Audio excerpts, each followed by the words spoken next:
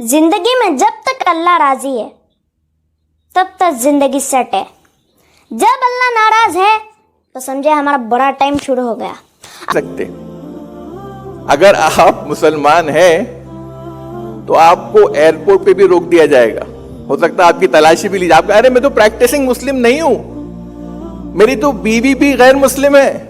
का अधिकार नहीं, ऐसे गद्दारों को अब जीने का अधिकार नहीं। लाल चौक में गोली मारो देश के गद्दारों को, बहुत हो गया भाईचारा लाते मारो सालों को, बहुत हो गया भाईचारा लाते मारो सालों। अस्सलामु अलैकुम वरहमतुल्लाहि वबरकातुहू। दोस्तों, आज फिर जुमा स्पेशल में आपके साथ एक रिएक्शन वीडियो को लेके आया हूँ। बहुत ही मोटिवेशनल और मुसलमानों के लिए बेहतर, सोचने और समझने के लायक मैं 3 वीडियो क्लिप आपके साथ आज शेयर करूँगा। तीनों 3 पहलू पे ले जाते हैं। हमें देखना है कि हमारा पहलू क्या है, हमारा सोच क्या है, हमें आगे कैसे बढ़ना है और आगे बढ़ने के लिए हमें क्या क्या करना चाहिए और अपने वजूद को बाकी रखने के लिए आजकल हिंद के मुसलमानों को क्या करना चाहिए। मैंने देखा है कि दूसरे कौमों में औरतें गरीब हैं, कुछ भी नहीं है, लेकिन वो क्या करेंगे कि सबसे पहले बच्चों के मुस्तकबिल के लिए सोचेंगे, उनके फ्यूचर को कैसे हम ब्राइट करेंगे ये सोचेंगे और सुबह शाम उसी में लगे रहते हैं तरीके से। हम लोगों में क्या है, जिस दिन ज़्यादा जोश आएगा उस दिन बच्चों को पीट देंगे कि पढ़ता नहीं है, अच्छे से लाइन नहीं पकड़ता, ऐसा वैसा है, 2-4 गाली दे के माँ हुआ या बाप भगा देंगे। फिर उसके बाद 4 दिन 1 हफ्ता उनको टाइम नहीं रहेगा सोचने का। फिर 1 महीना 2 महीने के बाद फिर गुस्सा करेंगे और फिर पीटना शुरू कर देंगे कि पढ़ता नहीं है, क्या करेगा बाद में। इसके आगे कुछ तरीका नहीं है। तो शुरू करता हूँ। किसी माँ बाप का यह औलाद है जो तरबियत याफ्ता है और सही से किस तरह से अपना वाज और अपना एक स्पीच दे रहा है और किस तरह से सुनने लायक है कि हम भी सुन सकते हैं। चलिए शुरू करते हैं। जिंदगी में जब तक अल्लाह राजी है तब तक जिंदगी सेट है। जब अल्लाह नाराज है तो समझे हमारा बड़ा टाइम शुरू हो गया। अब हमारा क्राइटेरिया ये है, हमारा लॉस ये है, फलाना इंसान हमें छोड़ गया तो बस जिंदगी खत्म हो गई। लेकिन क्राइटेरिया साहबा का था प्लेजर ऑफ अल्लाह, कि जब तक हमारे पास अल्लाह है, चाहे मैं सड़क पे भी आ जाऊं, चाहे मैं जेल में भी चला जाऊं, चाहे मैं नहता हो जाऊं, चाहे मेरी दौलत चली जाए, चाहे मैं बिल्कुल फुटपाथ पे आ जाऊं, जब तक मेरे पास अल्लाह है तो मैं सबसे अमीर आदमी हूं। जैसे इब्न तैमिया रहीमहुल्लाह ने एक सेंटेंस कहा था, ही सेड कि what can my enemies do to me, मेरे दुश्मन मेरा क्या कर सकते हैं। Wherever I go my paradise is with me, जहाँ भी मैं जाऊंगा मेरी जन्नत मेरे साथ जाएगी। इफ दे एक्सपेल मी, अगर वो मुझे निकालेंगे तो ये मेरे लिए सियाहत है। मैं सियाहत करूँगा, अल्लाह के साइंस देखूँगा, अल्लाह के यहाँ बयान करूँ। इफ़ दे कन्फाइन मी, अगर मुझे जेल में बंद कर देंगे, that is solitude to me, फिर मुझे मौका मिल जाएगा अल्लाह की इबादत करने का, मैं सॉलिट्यूड पे आ गया हूँ। And if they kill me then इंशाल्लाह I will go to paradise, so what can my enemies do to me. यानी कि इस तरह की हमारी पावरमेंट, इतनी बहादुरी, इतना करेज कि हमारा दुश्मन हमारा बिगाड़ भी कर सकते हैं। हर जगह तो मैं जन्नत लेकर जाता हूँ। Where I go I carry forward my जन्नत विथ मी। इस तरह के कौम को और इस तरह के शख्स को कोई शिकस्त नहीं सकता। क्योंकि हम जिंदगी में शिकस्त क्यों खाते हैं? क्योंकि हमारा क्राइटेरिया अल्लाह का प्लेजर नहीं है, हमारा क्राइटेरिया लोगों का प्लेजर है। फलाना मुझसे कितना खुश है, फलाना मुझसे कितना राजी है कि नहीं है। हालांकि लोगों को राजी करने में कोई मसला नहीं है, बल्कि हदीस में आता है कि जो कोई भी अल्लाह के मखलूक को खुश करता है अल्लाह उससे खुश होता है, लेकिन not in the expense of displeasing अल्लाह सुब्हानहू व तआला। ये फलसफा है। तो जब हम उस ज़ात को छोड़ के हम लोगों के पीछे भागेंगे, उस ज़ात को बुला के हम क्या क्या कुछ काम करवाएंगे, हालांकि हमें अल्लाह ताला को कोई पता भी नहीं है कि अल्लाह ताला की पावर क्या है। दिलों का कंट्रोल अल्लाह के हाथ में है। अल्लाह चाहेगा किसी दिल में मोहब्बत शफकत भर देगा, चाहेगा उसके दिल में हमसे दूरी, हमसे नफरत पैदा, चाहेगा उसके दिल में हमसे दोस्ती, हमसे मोहब्बत बढ़ा देगा। ये अल्लाह ताला के कंट्रोल में है। So Prophet sallallahu alaihi wasallam said, as well as you are not displeased with me, then nothing else is better. Speech हम अपने बच्चों को ऐसा बना सकते हैं, लेकिन उससे अपना टाइम देना पड़ेगा। हर 5 दिन बाद, 1 महीने बाद बच्चे को याद करके पीटते हैं कि क्या पढ़ लिया, अभी बता। ऐसा हमारे तालीम देने का, बच्चों को तरबियत देने का तरीका ही गलत है। खास कर हमारे इस्लामिक माँ बहनों का, जिस एरिया से हम आ रहे हैं हम वहाँ की बात कर रहे हैं। कोई तरबियत नहीं है। बच्चों का जो फ्यूचर होता है ना, इतना बुरा बिगाड़ देते हैं कि आखिर में उनको आके कहीं गल्फ कंट्री में नौकरी ही करना पड़ेगा या तो पंचर ही जोड़ना पड़ेगा।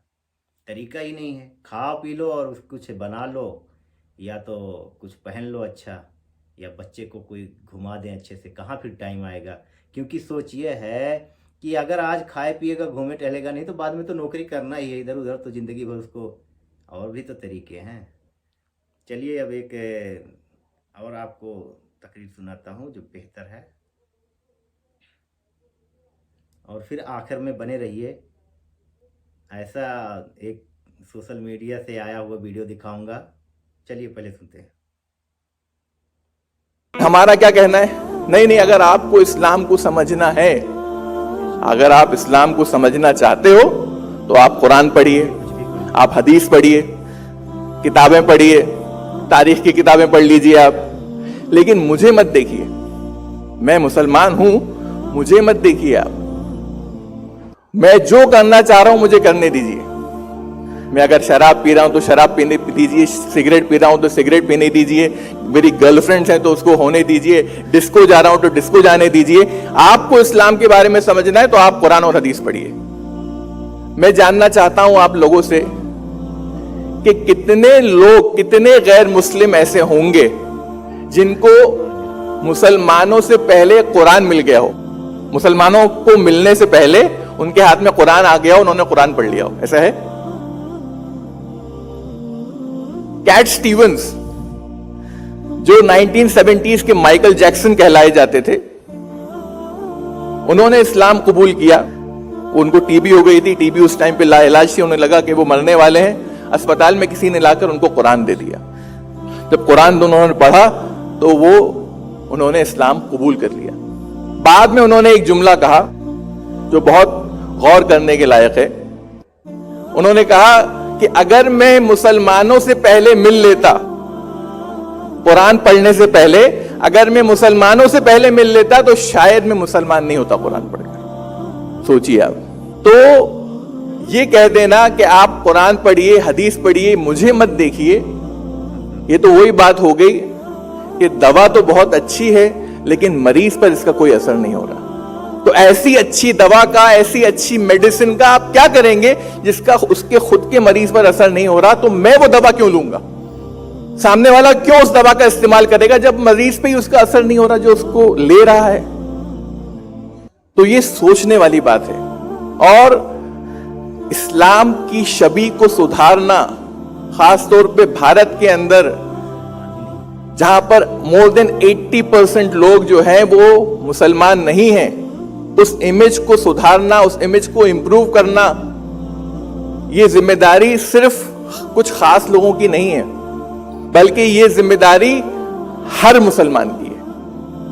हम मीडिया को बोल सकते हैं कि मीडिया ने फला ऐसा किया, वैसा किया, मीडिया ने जो है इस्लाम की छवि को खराब किया है, लेकिन मैं कहता हूं कि आप मुसलमान जो है, आप तो खुद चलते फिरते मीडिया हैं, आप तो खुद चलते फिरते मीडिया हैं, आप तो खुद एक चैनल हैं, और आप जो भी कर रहे हैं आपको देखकर जो है गैर मुस्लिम एक इमेज अपने जहन में बना रहा है। जो भी आप कर रहे हैं, जो भी अमल आप कर रहे हैं, अच्छा तो मुसलमान ऐसे होते हैं, अच्छा तो इस्लाम इनको ये सिखाता है। एक एक अमल आपका मॉनिटर हो रहा है, एक एक अमल आपका, और आप बच नहीं सकते। अगर आप मुसलमान हैं तो आपको एयरपोर्ट पे भी रोक दिया जाएगा, हो सकता है आपकी तलाशी भी ली जाए। अरे मैं तो प्रैक्टिसिंग मुस्लिम नहीं हूं, मेरी तो बीवी भी गैर मुस्लिम है, मेरे तो बच्चे भी दूसरे स्कूलों में जाते हैं, मैं तो नमाज भी बहुत पाबंदी से नहीं पढ़ता। नहीं, आप मुसलमान हैं, आप अलग आ जाइए। आपका नाम सरनेम खान है, आप साइड में आ जाइए। अरे लेकिन मैं प्रैक्टिसिंग नहीं हूं, तो आप बच नहीं सकते। अगर आप मुसलमान हैं तो आपका अगर लेबल वो है तो आपको उसी तरह से डील किया जाएगा। तो सवाल ये उठता है कि हम लोग अकलियत में रहने के बावजूद यहाँ पर अगर हम इस्लाम की इमेज को हमारी मेजॉरिटी कम्युनिटी के सामने इम्प्रूव नहीं कर पाए, उसको सुधार नहीं पाए, अपने अमल के जरिए हमने और उस इमेज को बिगाड़ दिया अगर, तो फिर एक बेहतर भारत की कामना करना बहुत मुश्किल है। लेकिन अगर हमने इसकी कोशिश की, इस्लाम पर चले, इस्लाम पर चलने की पाबंदी की हमने, तो इंशाल्लाह आप देखेंगे कि लोग जो है, और नबी करीम सल्लल्लाहु अलैहि वसल्लम का तारुफ किया, इस्लाम का तारुफ दिया अपने गैर मुस्लिम भाइयों को, तो आप देखेंगे कि ये जो गैर मुस्लिम है जब इस्लाम के बारे में अवेयर हो जाएंगे, मुसलमानों के बारे में इनको समझ में आ जाएगा कि मुसलमान कौन है, इस्लाम क्या है, तो फिर ये गैर मुस्लिम खुद जाकर डिफेंड करेंगे आपको। कि गैर मुस्लिम या दूसरे मजाहब हमको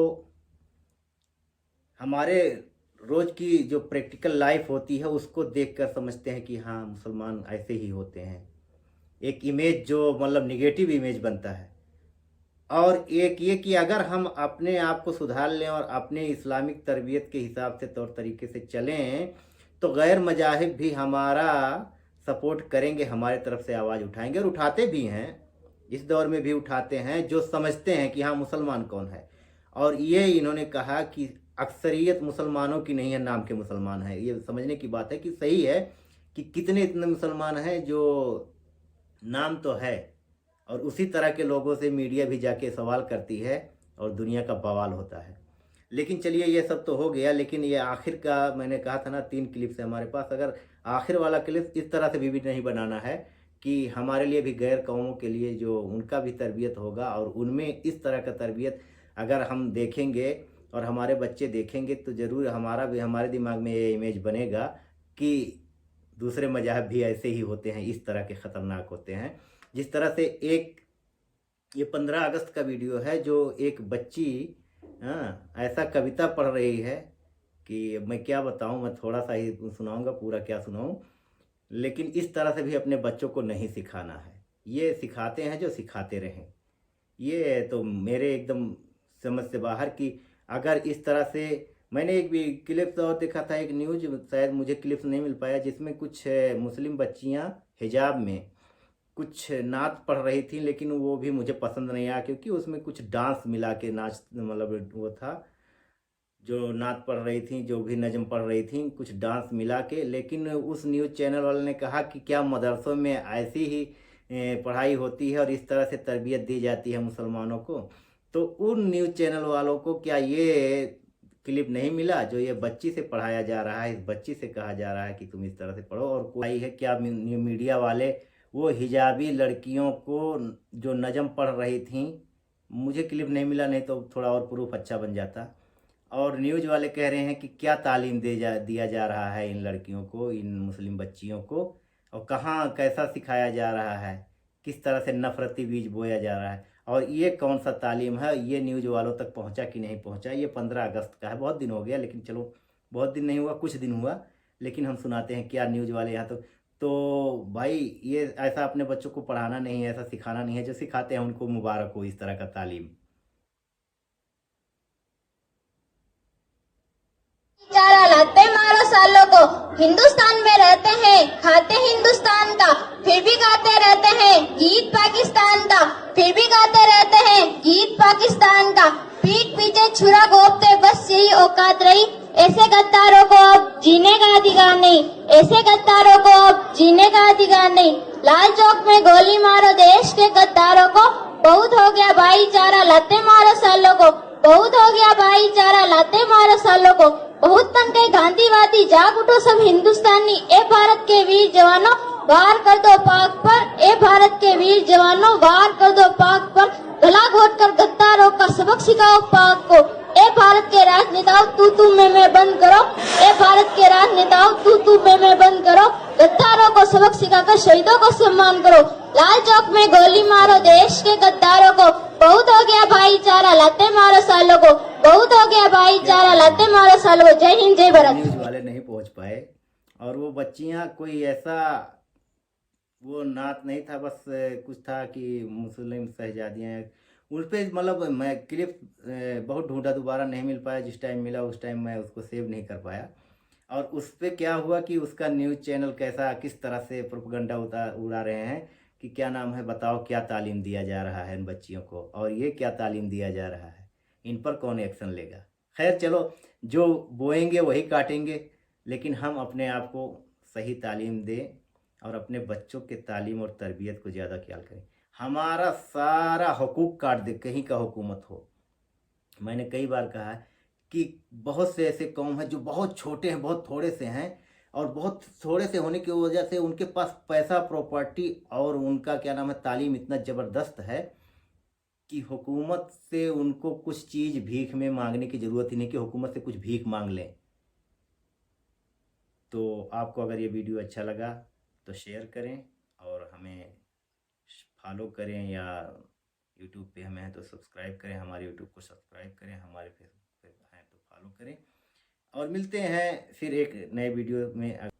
तो हर जुमा को मेरा ये रिएक्शन वीडियो रहेगा, और जुमा स्पेशल, जिसमें थोड़ा मोटिवेशन और इस तरह का वीडियो रहेगा जो आपको और आपके ज़मीर को जगा सके, और कुछ हम और आप उससे फ़ायदा उठा सके, कुछ सोच सकें। थोड़ा वक्त इसके लिए भी दें। मिलते हैं अगले वीडियो में, तब तक के लिए अल्लाह हाफिज़।